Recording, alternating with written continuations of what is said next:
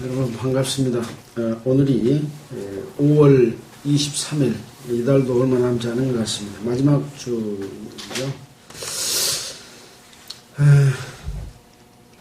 코로나가 아직까지 종식되지 않고 예방접종들이 계속 이루어지고 있습니다. 그나마 또 조금 나아져서 1단계로 이렇게 내려오는 그런 상황인 것 같죠. 조금 완화된 조치를 취하고는 있습니다만은 항상 건강을 유의하는 그런 생활을 해야 될 것 같습니다. 우리는 지금 민수기서를 공부하고 있습니다. 오늘은 민수기 19장을 할 차례입니다.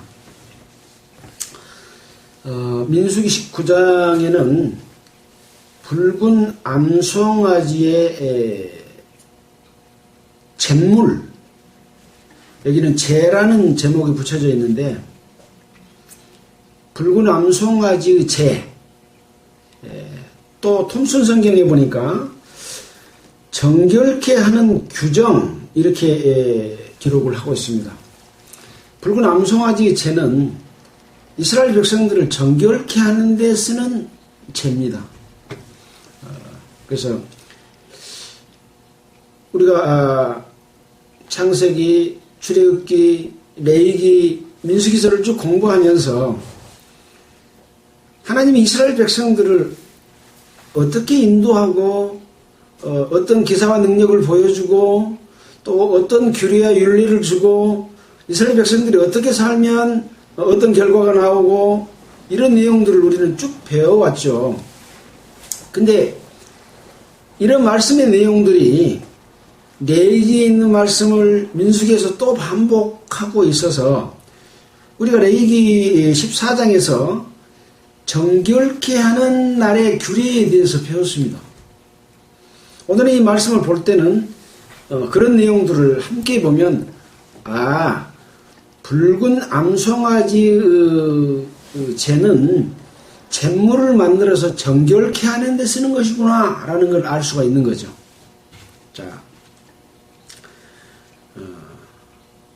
지금 이스라엘 백성들이 정결케 하는 애가 어떤 근거 가운데서 지금 이어지고 있는가라는 것을 우리는 생각해야 되죠. 우리가 18장에서는 무엇을 배웠습니까?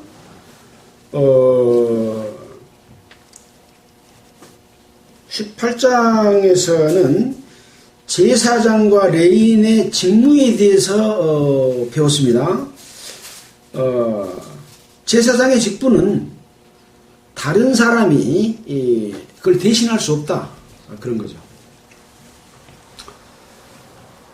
이거 이스라엘 백성에게 주어진 제사장에 관한 규례인데, 지금 제사장은 예수 그리스도께서 대제사장으로서 이 땅에 속하지 않은 하늘에 속한 더 크고 온전한 성소에서 자기 피로 제사를 드리신 대제사장이시죠.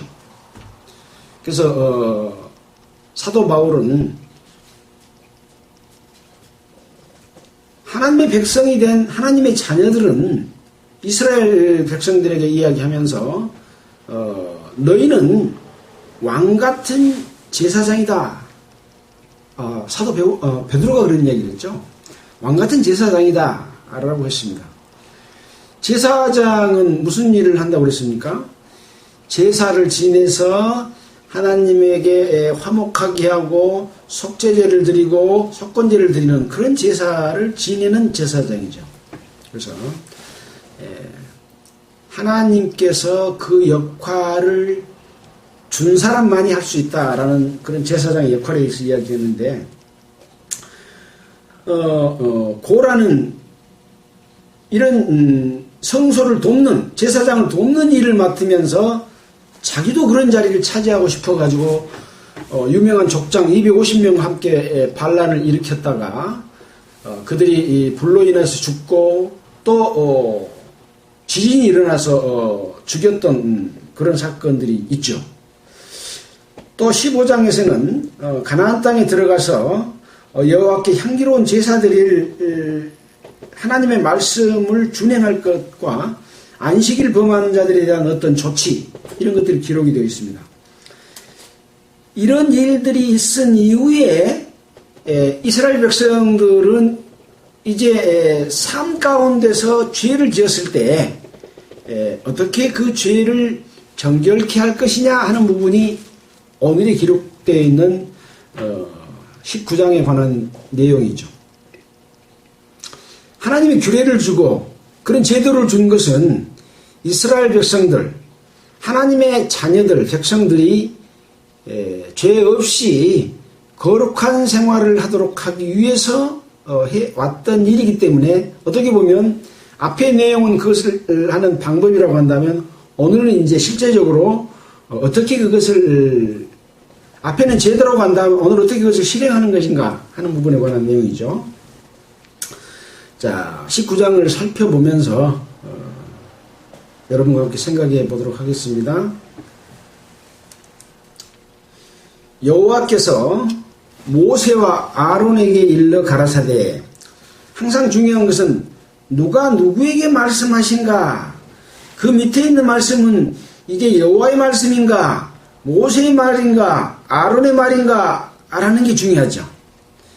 지금 여호와께서 모세 아론에게 말합니다. 여호와의 명하는 법의 율례를 이제 이르노니,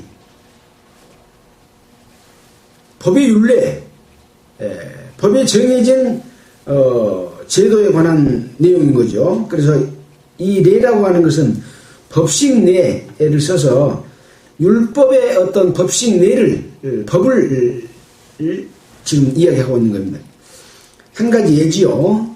이르노니 이스라엘 자손에게 말해서 일러서 온전하여 흠이 없고 아직 멍에 매지 아니한 붉은 암송아지를 너에게로 끌고 오게 하고, 여기 너희는 누굽니까? 모세와 아론에게 말했죠. 그래서 여기서 모세인지 아론인지 하는 것은 이걸로 봐서는 알 수 없는 내용이지만 아무튼 두 사람에게 말했는데 너희들에게 끌고 오게 하고 라고 하지 않고 내게로 끌고 오게 하고 했다면 이것은 대제사장인 아론이 할 수 있는 일이죠. 그렇죠? 오게 하고 너는 그것을 제사장 엘르아살에게 줄 것이요. 아까 말씀했던 것처럼 아론의 아들은 4명이었습니다. 나답과 아비우는 하나님이 정해준 제사법을 지키지 않고 다른 불로 제사 드리다가 불로 멸망을 당했습니다. 그리고 남아있는 아들은 이제 엘르아살하고 이다말인데, 이 두 사람이 제사장직을 맡고 있는데 지금 제사장 엘르아살에게 줄 것이요 그랬습니다.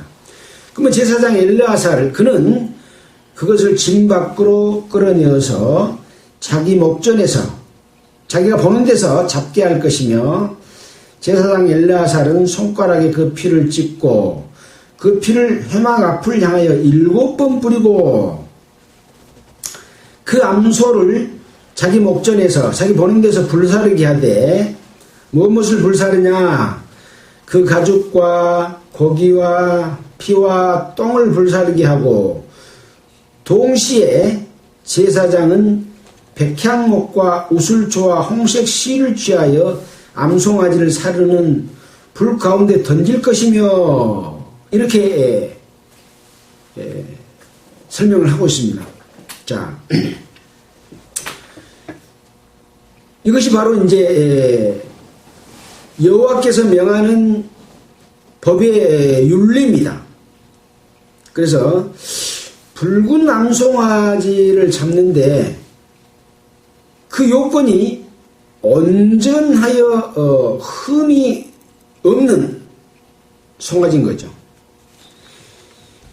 이제 송아지를 낳게 되면 송아지에 흠이 있는, 나타가 발이 부러졌다든지 또는 어떤 피부병이 있다든지 이런 송아지가 아니라 온전하여 흠이 없다 라고 하는 것을 이야기하고 있고, 아직 멍에 매지 않은 송아지다 라고 하는 말은 무슨 말이냐면, 이 송아지를 사람들이 이용해서 일을 시키고 그것을 유익의 수단으로 삼기 위한 어떤 활용하지 않는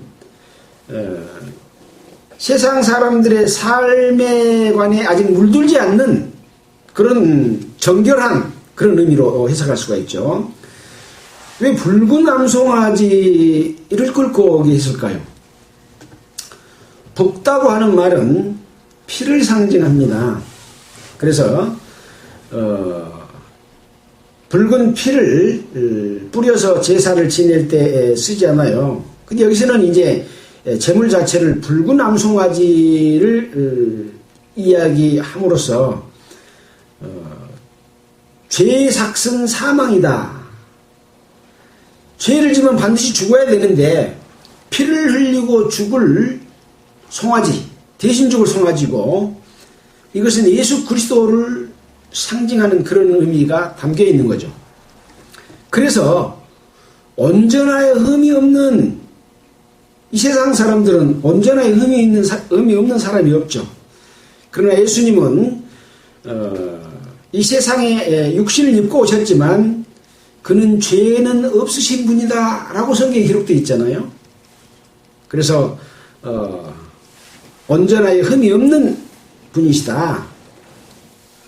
그리고 멍에를 매지 아니한 세상의 유익을 위해서 살지 않고 오직 예수님께서는 보라 세상 죄를 지고 가는 하나님의 어린 양이로다. 어린 양인 제물로서 오신 거죠. 아까 붓다고 하는 의미는 죄의 삭을 치르는 데 있어서 피를 흘리고 죽을 것을 이야기했습니다. 그래서 오늘 이 붉은 암송아지의 제물 또 정결케 하는 내용을 담은 이 규정은 예수 그리스도를 통해서 우리가 정결케 되는 것과 연관지어서 생각해 볼 수 있는 그런 말씀이라고 할 것입니다. 자, 그래서 이제 이것을 잡아서 데리고 와서 엘르아살인 제사장에게 주면 제사장이 그것을 잡고 손가락에 피를 발라서 회막을 향하여 7번 뿌린다. 이 회막에는 뭐가 있습니까? 회막 안에 뜰이 있고 성소가 있고 지성소가 있죠. 하나님이 계시는 지성소가 있는 곳에 하나님이 계신 곳을 의미합니다. 여기서 회막이라고 이야기하는 것은 그래서 속죄제를 드리는 그러한 곳이죠. 7번 뿌린다라고 하는 의미가 있습니다. 7번, 왜 7번이나 뿌릴까요? 7번은 7이라고 하는 숫자는 하나님의 숫자고 완전 숫자를 이야기할 때 7이라고 합니다. 엿새 동안 우주 만물과 모든 것을 창조하시고 7번째 날에 쉬셨죠. 온전한 것을 의미합니다. 다 이루었다라고 하는 것을 의미하기 때문에 7번 뿌림으로써 정결한 제사가 온전하게 이루어진 것을 의미하는 것이죠. 자, 5절입니다. 그 암소를 자기 목전에서 불사르게 하되 가죽과 고기와 피와 똥을 불사르게 하고 동시에 제사장은 그러니까 이 고기 전체를 태워서 불사르는 것과 마찬가지죠. 우리가 속죄함을 얻을 때 모든 것을 다 태워서 버린다. 이 육체 가운데 있는 모든 것들은 그 사람이 원하는 삶을 위한 모든 것이라고 할 수 있는 거죠. 그래서 우리가 예수 그리스도의 피로 말미암아 구원을 얻을 수 있는 것도 자기가 세상 욕심이 가득하면 예수의 피로 말미암아 구원을 받을 수 있습니까? 없죠. 자기가 오직 하나님 앞에 죄인인 것을 알고 세상에 소망이 없다는 것을 알고 나의 욕심과 나의 모든 것들이 다 헛되고 헛되다 하는 걸 알고 하나님 앞에 이 모든 것을 내려놓고 돌이켜 회개할 때 구원받을 수 있는 것과 같은 거죠. 다 태워서 없앤다고 하는 것은 그런 의미인 거죠. 근데 여기서 지금 이 정결례는 구원받지 못한 백성들을 이야기합니까? 구원받은 백성을 이야기합니까? 출애굽하고 세례를 받고 광야에서 각종 규례를 얻고 살아가는 가운데서 지금 죄진 것을 이야기하는 거거든요. 그러니까 성도들의 삶을 이야기한다. 이것이 바로 정결례를 주는 의미다라고 생각할 수 있는 거죠. 예수님께서 돌아가시는 것은 6월절 어린 양으로 돌아가셨지만 이 정결례의 붉은 송아지로서 돌아가셔서 계속해서 하나님의 백성들이 살아가면서 잘못된 것에 대한 제사의 제물로 돌아가시는 두 가지 의미가 있다 그랬죠. 그래서 우리가 구원은 죄에서 용서받아서 하나님의 자녀로 태어난 것이 첫 번째 구원이요. 두 번째 구원은 우리가 삶 가운데서 계속해서 이뤄나가는 구원이다. 두렵고 떨림으로 이룰 구원이다. 바로 거룩한 삶을 요구하시는 그 삶을 얘기한다. 세 번째 구원은 뭐냐? 우리가 하늘나라에서 살 수 있는 몸으로 우리 몸이 변화돼서 새로운 육체로 될 것이 구원이다. 이 세 가지가 이루어졌을 때 구원받았다. 완전한 구원을 받았다라고 할 수 있는 거죠. 죄사함 받아놓고 하늘나라에 가는 직행열차를 탔다 그러면 안 되는 겁니다. 왜? 이스라엘 백성들은 일주일이면 사흘이면 갈 수 있는 거리를 40년 동안 가게 된 것은 이러한 방법들을 주시고 이런 것들을 지키게 하기 위해서 하는 거죠. 구원받은 하나님의 백성이 구원받고 바로 죽어버려서 천국 가는 것이 아니라 이러한 과정을 통해서 하나님 앞에 거룩한 하나님이 거하실 수 있는 하나님의 신부가 될 수 있는 예수님을 머리로 한 몸된 교회의 구성원이 되도록 하기 위해서 각종 규례와 윤리와 제도를 주신 것과 같은 거죠. 자, 여기에 제사장은 백향목과 우슬초와 홍색 실을 취하여 암송아지를 불사르는 데다가 던지라고 했습니다. 자, 백향목을 찾아보니까 잘 썩지 않고 광택이 나고 향기로운 나무다. 그래서 영생과 종기를 상징한다 라고 하는 의미가 있습니다. 우슬초는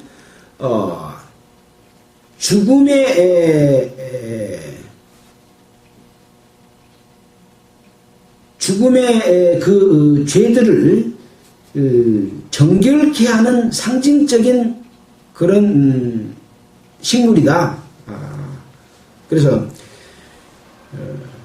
이것도 역시 우슬초로 정하게 하소서라고 하는 다윗의 시를 봤을 때 정결케 하는 의미를 가지고 있는 것이 우슬초다. 홍색 실은 뭡니까? 이것은 십자가의 보혈을 의미하는 그런 의미인 거죠. 그래서 십자가의 보혈로 우슬초같이 정결케 해서 백향목과 같이 잘 썩지 않고 향기로운 영생과 하나님의 영광을 얻는 그런 의미가 담겨 있는 거죠. 이것을 암송아지를 불사르는 가운데 던질 것이며 제사장은 그 옷을 빨고 물로 몸을 씻은 후에 전에 들어갈 것이라. 지금 제사장 엘르아살이 이 지금 제사를 드립니다. 그리고 이 제사를 드림으로 말미암아 제사장도 부정하게 됐기 때문에 옷을 빨고 몸을 씻은 후에 전에 들어갈 것이다. 지금 전이라고 하는 것은 앞에 성소라는 말이 나왔고 여기는 전이라는 말이 나왔습니다. 저 뒤에 보면 장막이라는 말이 나옵니다. 여호와의 성소를 더럽히면 안 된다고 하는 또 내용이 나오게 됩니다. 하나님이 계시는 곳이 전이죠. 그래서 이스라엘 진이든지 성소든지 하나님이 함께 하시는 곳에 갈 때는 이러한 정결케 하는 애를 취함으로 말미암아 원래 이 손은 아까 온전하여 흠이 없는 것으로 했죠. 근데 이스라엘 백성들의 잘못을 대신하여 죽은 제물이 됐기 때문에 대신할 때 부정하게 된 거죠. 예수님은 정결하셨지만 인류의 모든 죄를 예수님이 지고 가셨기 때문에 영문 밖에서, 예루살렘 밖에서 십자가에 못 박혀 돌아가신 것과 같은 거죠. 이게 관주로 인용이 되어 있습니다. 자, 그래서 제사장도 그 옷을 빨고 몸을 물로 씻은 후에 전에 들어갈 것이라 라고 하고 있는 거죠. 그래서 죄 있는 제물로는 제사를 드릴 수가 없습니다. 죄 없는 깨끗한 제물로 죄를 거기다 씌워서 대신 죽게 해야 죄가 없어지는 거죠. 사람이 죄를 지어서 하나님 앞에 죄인 돼서 지옥 갈 수밖에 없는 상황이지만 우리를 제사를 드려서 제사를 드리면 죄가 없어져요, 안 없어져요? 안 없어져요. 그래서 대신 제물을 내서 깨끗한 예수 그리스도가 우리 죄를 지고 가서 속죄해 주셨기 때문에 죄가 용서된 거죠. 이것이 우리는 이스라엘의 제사법에 대해서 배울 때 대신 죽는 제사법, 속죄제에 대해서 배웠습니다. 대속에 대해서 배웠죠. 그래서 제사장이 그 옷을 빨는 겁니다. 물로 몸을 씻은 후에 전에 들어갈 수 있는 겁니다. 그는 저녁까지 부정하리라. 이게 제사장들도 이 죄인들을 대함으로 말미암아 함께 깨끗하지 못한 것이 묻어졌기 때문에 그것을 씻는 거죠. 옷을 빨고 물로 몸을 씻은 후에 전에 들어갈 것이라. 그는 저녁까지 부정하리라. 송아지를 불사른 자도 그 옷을 물로 빨고 물로 그 몸을 씻을 것이라. 그도 저녁까지 부정하리라. 그러니까 대제사장 엘르아살이 이 제사를 지내지만 이것을 또 불사른 자가 이제 레위 자손들이 도와주면서 함께 제사 지내는 자들이 있지 않습니까? 그들에게도 옷을 물로 빨고 그 몸을 씻을 것이라. 그도 저녁까지 부정하리라. 이렇게 말하고 있습니다.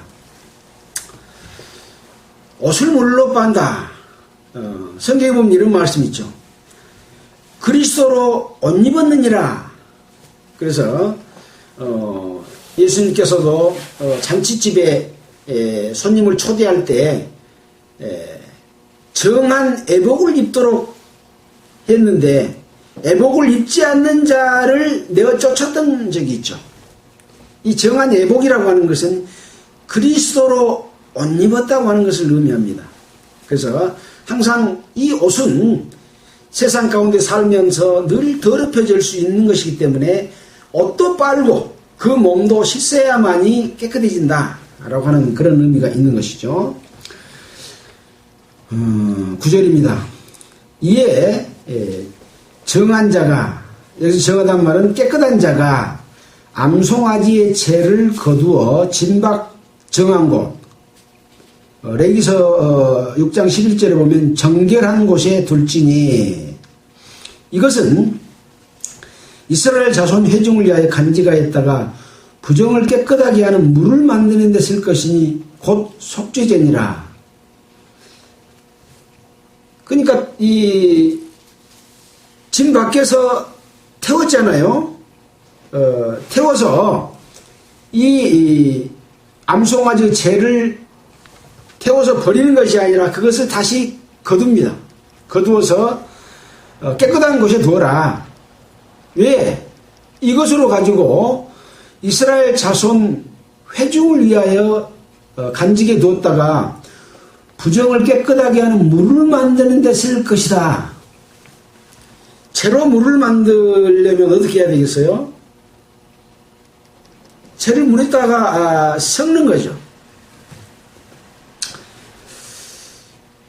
자, 이제 만드는 방법도 이제 뒤에 나오게 됩니다. 그건 이따 보기로 하겠습니다. 여기 이것이 속죄제다라고 말을 하고 있는데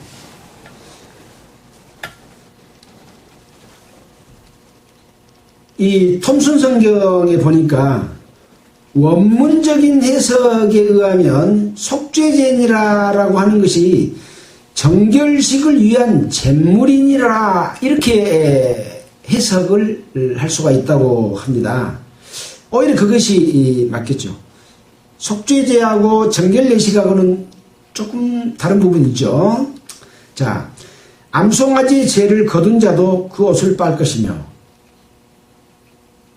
이 깨끗한 곳에 뒀고 또 그것을 부정을 깨끗하게 하는 데 쓰는 물을 만들어서 쓸 것이지만 그 죄를 거둔 자도 옷을 빨아 저녁까지 부정하리라. 이는 이스라엘 자손과 그 중에 우고하는 외인에게 영원한 율례니라. 이스라엘 백성은 이스라엘 자손하고는 좀 다르죠. 이스라엘 자손은 혈통의 자손을 의미하지만 이스라엘 백성은 어떤 사람들이 있습니까? 애굽에서 나올 때 함께 데리고 나온 자들, 또 외인이라도 함께 살아서 그 백성으로 살기를 원하는 자들은 어떻게 했습니까? 어린아이면 할례를 줬죠. 할례를 줘서 혈통으로는 이스라엘 백성 아니에요. 근데 할례를 통해서 이스라엘 백성으로 삼았죠. 그래서 여기 이스라엘 자손과 그 중에 우고하는 외인에게도 같이 적용되는 율례다. 우리는 민수기 15장 26절 한번 볼까요? 15장 26절에도 그런 내용이 있습니다. 26절에 보면 제사장이 이스라엘 자손의 온 회중을 위하여 속죄하면 그들이 사함을 얻으리니 이는 그릇 범죄함이며 또 그릇 범죄함을 인하여 애물 곧 화제와 속죄제를 여호와께 드렸음이라. 이스라엘 자손의 온 회중과 그들 중에 우고하는 타국인도 사함을 얻을 것은 온 백성이 그릇 범죄하였음이라. 그러니까 타국인이라고 할지라도 이스라엘 백성 중에 포함됐기 때문에 이 제사를 드림으로 말미암아 깨끗해지는 이 속죄제를 온 회중의 죄를 용서하는 제사를 드렸다는 거죠. 그래서 27절에 만일 한 사람이 그릇 범죄하거든 1년 된 암염소로 속죄제를 드릴 것이요. 또 30절에도 보면 29절부터 보면 이스라엘 자손 중 본토 소생이든지 그들 중에 우고하는 타국인이든지 무릇 그릇 범죄한 자에게 대한 법이 동일하거니와 본토 소생이든지 타국인인지 무릇 짐짓 무엇을 행하면 여호와를 해방하는 자니 그 백성 중에서 끊쳐질 것이라. 그러니까 적용되는 법이 이스라엘 혈통을 가진 자나 혈통은 아니지만 함께 그 안에 이스라엘 백성이면 똑같이 적용되죠. 그래서 이 규례가 무슨 규례를 했어요? 영원한 율례니라 라고 말씀하고 있습니다. 이 성경에 기록된 말씀은 이스라엘 백성에게만 교훈을 주고 딱 끝나버리는 것이 아니라 지금 우리 교회 시대에게도 우리에게 적용되는 말씀이라고 했잖아요. 우리는 이스라엘의 혈통을 가진 자는 아니죠. 그렇지만 어떤 믿음의 자손입니까? 아브라함처럼 하나님을 믿으니 그를 의로 여겼다고 하시는 것처럼 하나님이 믿는 예수 그리스도로 말미암아 구원받은 자들은 믿음으로 말미암아 아브라함의 후손이다 라는 내용을 우리는 이미 배워서 알고 있죠. 그래서 우리는 여기에 말하는 외인에게 속한 자지만 하나님의 백성인 거죠. 그래서 우리에게도 적용되는 말씀이다 라는 걸로 이해를 해도 틀리지 않는 말씀이라고 할 수 있습니다. 그러나 이스라엘 백성 중에 있으면서 이런 율례를, 이스라엘 백성이 되는 율례를 거치지 않는 자들은 해당이 될까요? 안 될까요? 안 돼요. 그것은 레위기 22장 10절에서 알 수가 있습니다. 레위기 22장 10절 좀 보도록 하겠습니다. 보고 가겠습니다. 레위기 22장 10절입니다. 여기는 성물을 먹는 규례에 대해서 설명하고 있습니다. 외국인은 성물을 먹지 못할 것이며 제사장의 객이나 품꾼은 다 성물을 먹지 못할 것이니라. 뭐라고 되어 있어요? 외국인은 먹어요? 못 먹어요? 못 먹죠. 이 외국인은 여기 방금 민수기 19장에서 우리가 설명했던 외인하고 다릅니다. 이들은 이스라엘 백성 속에 포함되지 않지만 이스라엘 백성들하고 함께 있는 자들입니다. 무슨 말씀인지 알겠죠? 그래서 밑에 보면 그러나 제사장이 돈으로 사람을 샀으면 그 사람은 그것을 먹을 것이고 그 집에서 출생한 자도 그러하여 그들이 제사장의 식물을 먹을 것이며 제사장의 딸은 외국인에게 출가했으면 거지의 성물을 먹지 못하되 그가 과부가 되었든지 이혼을 당하든지 자식이 없이 친정에 돌아와서 어릴 때와 같으면 그 아비의 음식을 먹을 것이나 외국인은 먹지 못할 것이니라. 이렇게 구분되어 있는 것을 무슨 말씀인지 알겠죠? 하나님의 백성이 됐느냐 안 됐느냐입니다. 이스라엘의 혈족이냐 아니냐가 아니라 하나님의 백성으로 된 자는 이 거제물도 먹을 수가 있고 요절물도 먹을 수가 있고 또 이 암송아지 죄로 깨끗하게 되는 이 정결례의 예식에도 해당이 된다. 그런 말씀이죠. 뭐 어려운 내용은 아닙니다. 자, 그 다음에는 이제 어떤 사람이 이것을 씻을 것인지라고 하는 부분에 대해서 부정한 자라고 하는 것에 대해서 나오게 됩니다. 우리는 이미 레위기 14장에서 부정한 것과 정한 것이 무엇인지에 대해서 우리는 배웠지 않아요. 자, 여기서는 뭘 이야기하는지 보겠습니다. 사람의 시체를 만진 자는 7일을 부정하리니 그는 3일과 제7일에 이 제물로, 이 제물은 무슨 제물입니까? 암송아지 제물이죠. 스스로 정결케 하시라. 정결케 할 것이라. 스스로 정결케 할 것이라. 그리하면 깨끗해지려니와 제3일과 제7일에 스스로 정결케 아니하면 그냥 부정하니 정결케 하는 이 정결례를 드리면 깨끗해진다. 그러나 드리지 않으면 그냥 부정한 상태로 있다. 누구든지 사람의 시체를 만지고 스스로 정결케 아니하는 자는 여호와의 성막을 더럽힘이라. 문제는 뭡니까? 여호와의 성막을 더럽히게 된다. 내가 깨끗하지 못한 상황이 있으면 성막을 더럽힌다. 하나님께 더럽힌다. 라고 하는 것 때문에 어쩐다고요? 그가 이스라엘에게서 끊쳐질 것이다 이 말입니다. 이스라엘 백성입니까? 아닙니까? 이스라엘 백성이 이 부정한 데에 접촉됐을 때 이스라엘 백성 중에서 끊쳐져요? 안 끊쳐져요? 여기 뭐라고 돼 있어요?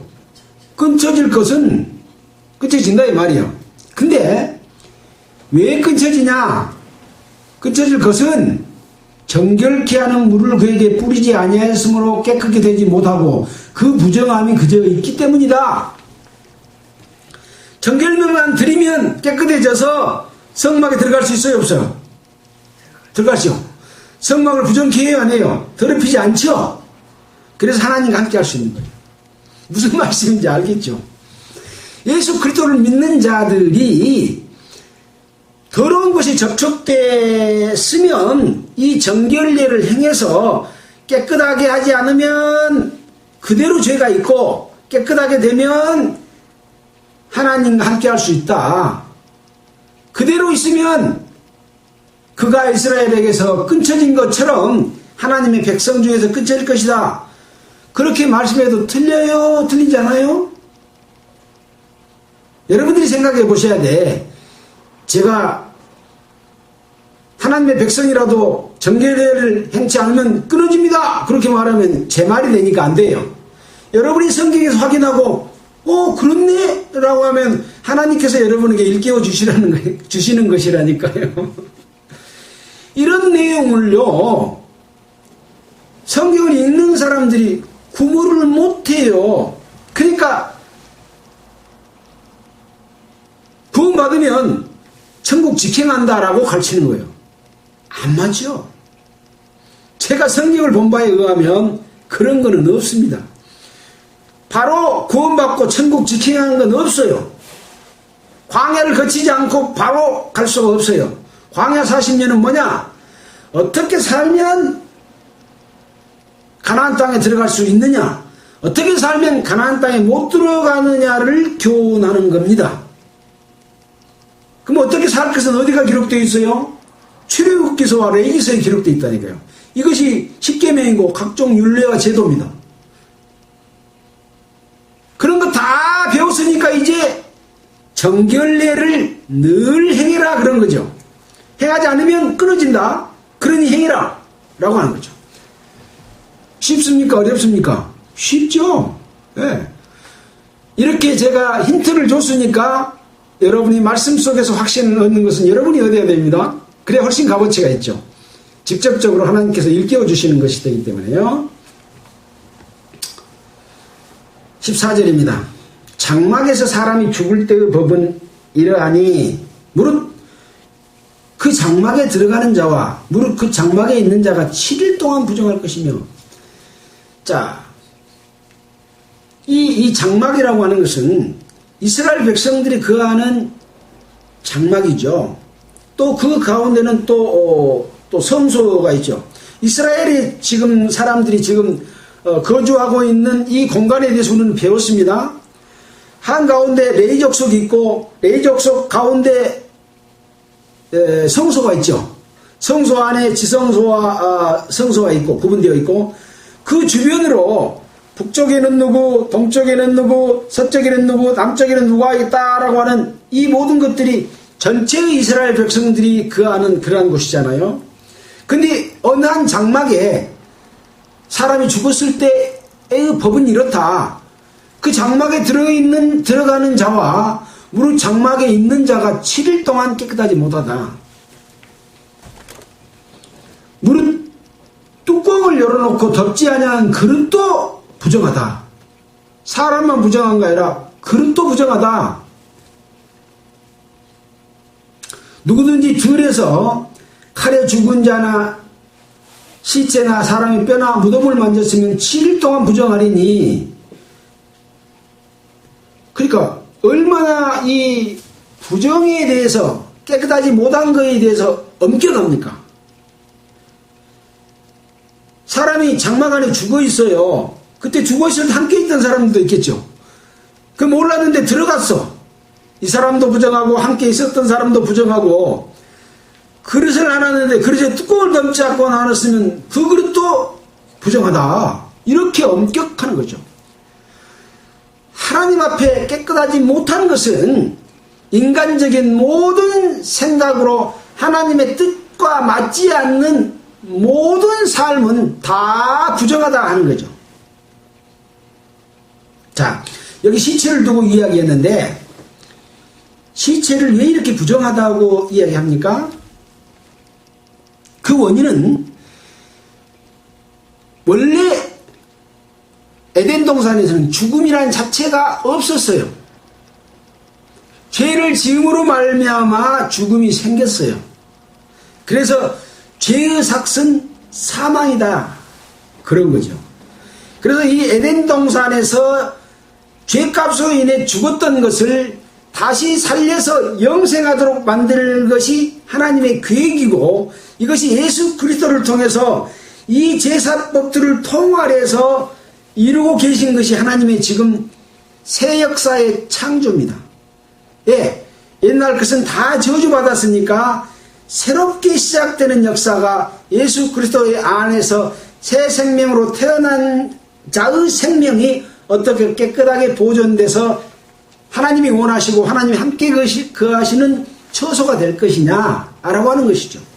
이게 기독교의 역사고 이스라엘 백성들에게 알려주시는 거울의 내용인 거죠. 왜 시체가 더럽다고 하는 것은 그런 의미가 있는 거죠. 그래서 죄 자체는 하나님의 질서를 어긋나게 하는 것이고 죄의 값은 사망이기 때문에 시체 자체는 사망이에요. 시체 자체는 죽음이에요. 그래서 죄값으로 나타난 결과이기 때문에 죄의 냄새도 그릇에 비해도 안 된다라고 하는 거죠. 얼마나 깨끗해야 됩니까? 이것이 하나님이 원하시는 거룩이에요. 내 생각과 마음을 다른 데 뺏겨서 더럽혀지면 안 되는 거죠. 그럴 때는 늘 제물로 늘 씻어야 돼요. 여러분 그렇게 하셔야 됩니다. 자, 보겠습니다. 여기 18절에 정한 자가 우슬 철처에 그물을 찍어서 장막과 그 모든 기구와 거기 있는 사람들에게 뿌리고 또 뼈나 죽임을 당한 자나 시체나 무덤을 만진 자에게 뿌리되 그 정한 자가 3일과 제7일에 그 부정한 자에게 뿌려서 제7일에 그를 정결케 할 것이며 그는 자기 옷을 빨고 물로 몸을 씻을 것이라. 저녁이면 정하리라. 그래서 더럽혀진 자에게 정결케 하는 예를 행하고 그 행할 일을 했던 자도 옷을 빨고 몸을 씻으면 그 사람은 저녁이면 깨끗해져요. 일주일 동안 안 가도 돼요. 알겠죠? 그래서 자, 여기서 이제 우리가 생각해 볼 것은 예수님께서 바리새인과 서기관과 장로들에게 너희들이 그 외식하는 것은 회칠한 무덤 같다 라고 말씀하셨던 내용이 있죠. 한번 보겠습니다. 마태복음 23장 27절이요. 이 말씀들은 예수님이 말씀하신 이 말씀은 이 민수기서와 레위기서에 근거해서 하신 말씀이에요. 23장 27절 제가 읽어보겠습니다. 화 있을진저 외식하는 서기관들과 바리새인이여 회칠한 무덤 같으니 겉으로는 아름답게 보이나 그 안에는 죽은 사람의 뼈와 모든 더러운 것이 가득하도다. 이와 같이 너희도 겉으로는 사람에게 옳게 보이되 안으로는 외식과 불법이 가득하도다 라고 말하고 있습니다. 이제 뒤에 독사의 자식들아 막 이렇게 나옵니다. 이 회칠한 무덤이요, 무덤을 지어놓고 그 위에다가 횟가루를 발랐어요. 횟가루를 발라놓으면 깨끗하지요. 근데 속에는 뭐이 들었어요? 시체가 들어있죠. 뼈들이 들어있죠. 근데 모르고 회칠을 해놨기 때문에 그 위로 걸어가 버려요. 다른 곳에 보면 평장을 한 무덤 같다라는 내용도 있어요. 평장은 뭐예요? 묘지를 안 쓰고 평평하게 해놓고 회칠을 해놨으면 사람들이 거리 지나갈 수 있겠죠. 지나가면 부정해져요? 안 부정해져요? 부정해져. 근데 회칠을 해놨기 때문에 모르고 지나간다니까요. 그것이 누구냐? 누구 바리새인과 대제사장과 서기관과 장로들 누구다? 이 사람들은 뭐예요? 종교 지도자들이고 하나님의 제사를 드리는 그러한 직책을 맡고 있는 자들이에요. 근데 그들이 회칠한 무덤이에요. 그들을 모르고 밟았다. 그들을 만졌다. 그러면 누구도 더러워졌다. 그런 이야기인 거예요. 그래서 사도 바울은 경계해야 될 것을 거짓 사도, 다른 교훈 이런 것을 배워서 알고 그것을 행해서는 안 된다. 그래서 전신갑주를 입고 하나님의 말씀으로 무장하고 마귀를 대적해라. 마귀가 저쪽 어디 짐승같이 무섭게 생긴 그런 사람으로 나타난 것이 아니라 회칠한 무덤처럼 겉은 거룩하고 번질번질하고 성경을 이마에도 달고 옷술에도 달고 거룩한 가운을 입고 이런 외형은 거룩하지만 그것은 회칠해 놓은 것이다. 현재의 기독교가 이런 상태라고 하는 것을 우리는 생각해 볼 필요가 있다라고 하는 거죠. 자, 그래서 바로 이 민수기 19장에 나와 있는 이 시체를 더럽게 하는 것에 대한 시체가 더럽다는 것과 그것에 접근하는 자는 정결케 해야 된다라고 하는 것을 말씀해 준 것은 바로 그런 자들에 대해서 예수님이 그 자가 누구다라고 알려주는 것이죠. 그렇지 않아요? 맞죠? 그래서 가르치는 자들이 성경과 다른 것을 가르칠 때는 아, 저것은 시체구나, 회칠한 무덤이구나 이렇게 알아야 된다는 거죠. 자, 3일과 7일에 2번을 뿌려요. 3일은 무엇이라고 생각하십니까? 이제 천순성경에는 이것을 회개로 표현을 했더라고요. 제가 생각하기로는 이 3일은 예수님이 십자가에 못 박혀 3일 만에 부활한 새 생명이다 라고 하는 것을 저는 이게 더 맞지 않을까 그렇게 생각을 해봤습니다. 이건 저 생각입니다. 그 7일은 뭡니까? 이 새로 태어난 3일 만에 깨끗해진 이 생명이 7일이면 마지막 예수님의 재림에서 우리를 이끌어 가시는 그 거룩한 상태까지 깨끗하게 돼야 된다. 그래서 7일날 다시 한번 뿌려서 온전한 그런 거룩한 상태로 유지하는 것이라고 저는 생각을 해봤습니다. 이것은 제 생각이니까 여러분들이 공감할지 안 할지는 여러분의 생각에 맡기겠습니다. 그래서 2번 뿌리는 의미가 있다. 자, 그리고 그 정결케 하는 식을 행한 자도 몸을 씻어라. 제사장도 죄를 지으면 어째요? 백성회에서 끊겨지고 죽임을 당하지요. 다른 불로 제사 드리다가 아론의 2 아들 죽었다고 제가 여러 번 이야기했습니다. 이건 뭡니까? 그리스도인의 삶 가운데서 그런 제사를 지내주는 역할을 하고 교훈을 전해준 자도 같이 그 일로 인해서 더럽혀질 수가 있기 때문에 네 자신도 네가 그렇게 말하고 있지만 네도 몸을 씻어라 라고 하는 걸 이야기합니다. 하나님 앞에 제외될 수 있는 사람은 한 사람도 없습니다. 다만 예수님만 거기 제외됐죠. 제외되신 분이요. 왜? 예수님은 하나님이 육신을 입고 온 당사자이시기 때문에 영원한 제사를 드리시고 본인도 정결케 하고 하나님의 우편에 계시고 그 일을 하고 계시기 때문에 예수님만 다시 씻을 필요가 없는 분이시죠.